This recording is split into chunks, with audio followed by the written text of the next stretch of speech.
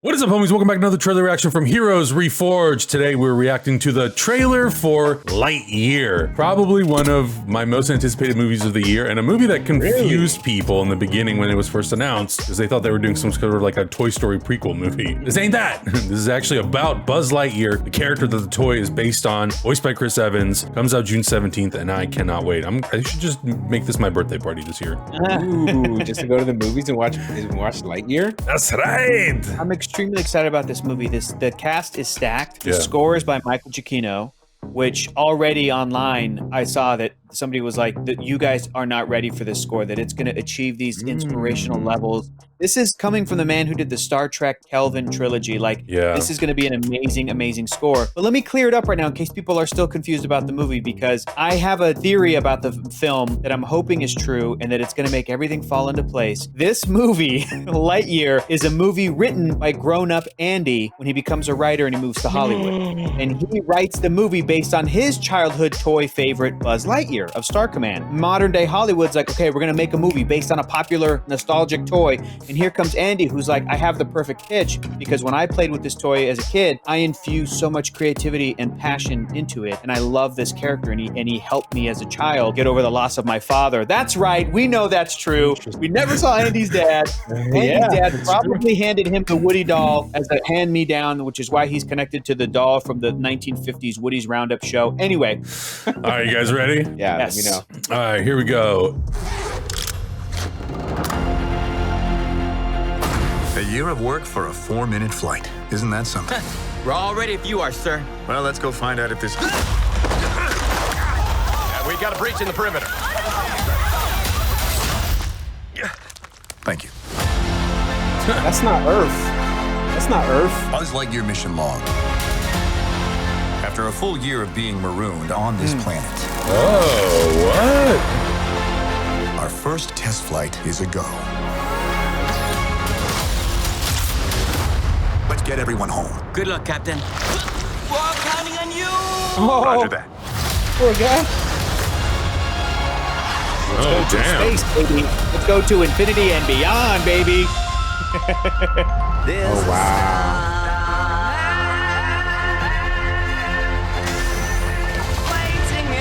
Oh, no way. Hello, Buzz. I am Socks, your personal companion robot. We're being pursued by just a massive robot. Oh, no way. Whoa. That looks like a bird That was design. utterly terrifying, and I regret having joined you.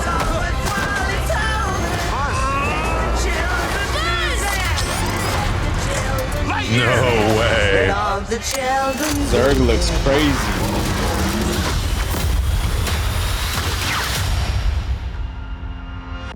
I can provide sleep sounds if you like. I have several options. Summer night, ocean paradise, whale calls. No. White noise is fine. Very well. Good night, Socks. Good night, Buzz. Oh, my God. This movie's gonna make me cry. Swear to God. Yeah, Swear to swear God, to that movie's God. gonna make me cry. Yeah. It's an interesting premise, the fact that he's like marooned on another planet. I saw that first teaser once when it came out, because people were asking us to react to it, but we never got around to it. So I ended up watching it, I think like 5 days after it came out, and I vaguely kind of remembered it, but I don't think that trailer revealed that he was like marooned on another planet and then he encounters all these crazy things.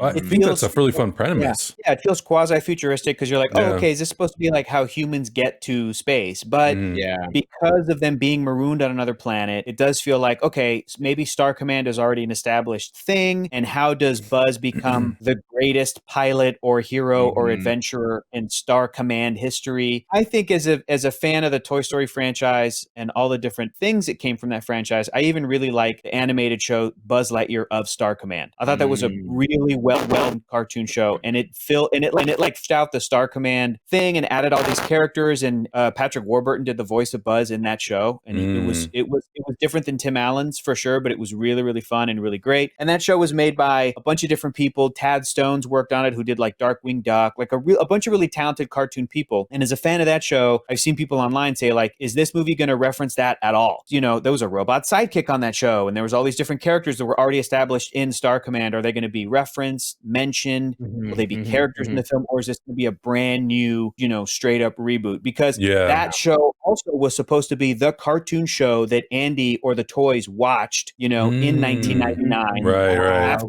school. Okay. If my theory is correct, where this is a movie written by Andy, did he pull from any of that cartoon to then, you know, to write this movie, and they cast real actors to play these characters? In any case, this movie still looks, Augustine, I'm going to say you're right. It's going to make us cry just because they're using David Bowie. The score is going to be by Michael Giacchino, and some of that imagery. I'm a real sucker when it comes to like, can we as a human species get to a point where we can travel out into space, the final frontier? I can get emotional thinking about that stuff.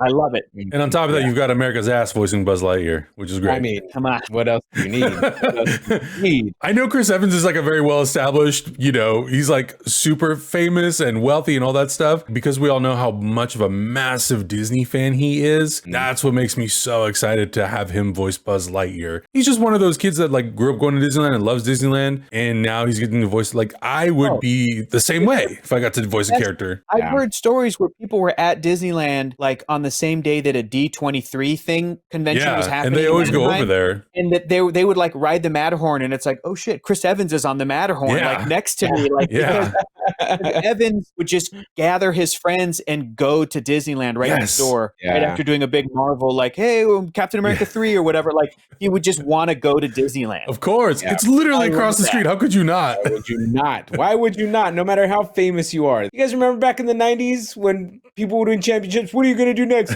I'm going to Disneyland. That stands true, you guys. I'm at D23. What are you going to do next? I'm going to Disneyland. Of course. We need to have a pact that if any of us becomes famous enough that we get that opportunity, we're going to go to Disneyland to celebrate. Oh yeah, and we're bringing the rest of us with us.